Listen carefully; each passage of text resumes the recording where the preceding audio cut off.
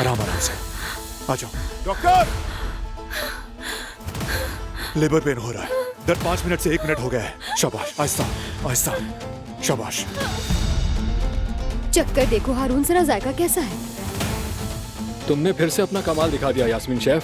ये तुम्हारे आखिरी खुशगवार लम्हे हैं, तो एंजॉय कर लो। जल्दी तुम दोनों के बीच ये रिश्ता खत्म हो जाएगा। खुशी, खौफ और घबराहट सब एक साथ हो रहा, मालूम नहीं क्या करूं।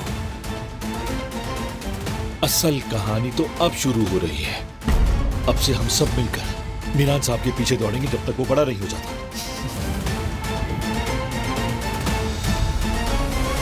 डॉक्टर साहिबा, मेरी बीवी कैसी है?